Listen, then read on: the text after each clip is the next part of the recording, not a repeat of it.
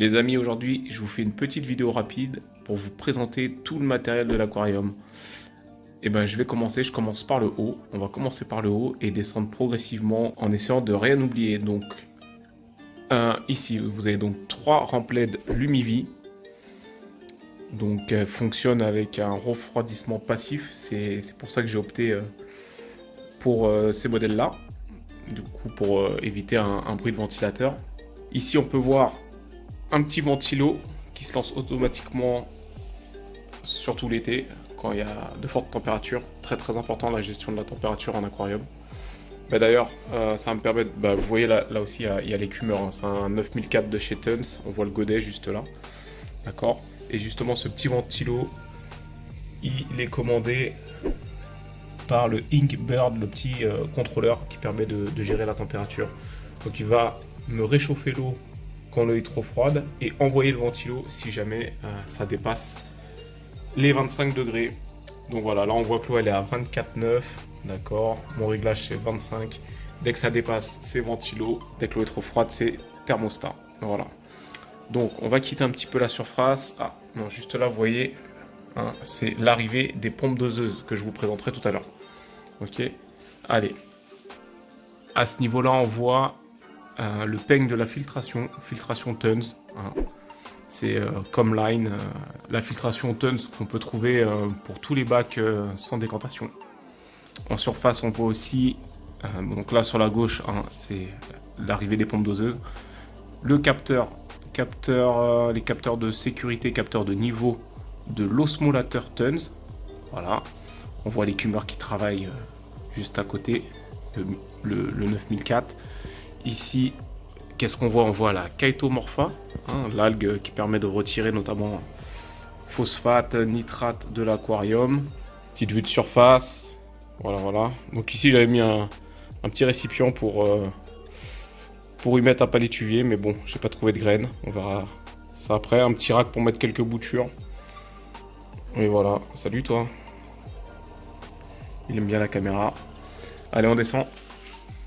Donc, ici, vous pouvez voir justement la filtration, l'aspiration en surface et du coup le retour un peu plus en bas, voilà, vers le bas.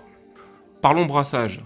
J'ai une pompe de brassage dans le fond, d'accord, qui renvoie vers la surface, en plus du retour de la filtration. Ça renvoie vers la surface, ça me fait un petit courant circulaire et le courant repasse par cette pompe juste ici, là, qui ramène à la filtration. Ok, donc c'est de la pompe Tons pour celle-ci et de la Blue Marine de mémoire, hein, pour celle du fond.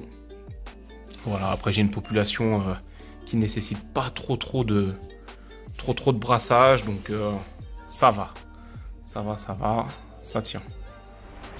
Passons du coup aux pompes doseuses. Moi c'est les pompes doseuses de la marque G-Code, très connue, plutôt fiable. Moi j'ai pas eu aucun souci par rapport à ça. Et petit tips, je les ai mis dans des contenants qualité alimentaire, hein. Ça se trouve assez facilement. J'essaierai de vous mettre le lien là sous la vidéo. Et donc voilà, avec les produits Zoanthus. Donc voilà, contenant alimentaire. Voilà. Très pratique. Réglage assez simple pour ces pompes doseuses aussi. Alors ma réserve d'eau osmosée dans un contenant alimentaire, c'est une box de bretzel. Ça marche très bien. Je tiens à peu près une semaine avec ce contenant. Quand il fait chaud, un peu moins forcément. Et pour les départs en vacances, je mets ma réserve d'eau dans un gros seau de 30 litres. Et je suis tranquille. Allez, on passe aux meubles. J'ouvre toutes les portes. Donc voilà, avec le système de push open. Voilà. Et voilà, on n'a pas de décantation sous le meuble, donc ça permet du coup de stocker, d'avoir de la place quand même intéressante pour stocker. Donc sur le côté là, je mets tous mes documents, tout ce qui est outillage et puis un petit seau aussi pour tout ce qui est acclimatation. Voilà. Ici, c'est ma partie électrique. Donc multiprise avec précision sur à quoi correspond chaque prise. Voilà. En dessous, très très important. Donc là, j'ai ma box de nourriture. C'est pareil, c'est aussi un petit peu d'outillage. Et là, on a un onduleur. Un onduleur qui est là en cas de coupure d'électricité. Hein. Mettons que j'ai une coupure d'électricité, ça me permet de laisser une pompe tourner et d'avoir encore un peu d'échange gazeux pendant plusieurs heures. Voilà. Et puis à droite, bah, toujours des box. Donc là, j'ai ma boîte de test. Et là, bah, c'est tout ce qui est charbon actif, résine, voilà. Donc là, on peut voir aussi, là, c'est les contrôleurs pour les 3 rampes. Hein, les 3 rampes LED, là. Voilà, c'est les contrôleurs.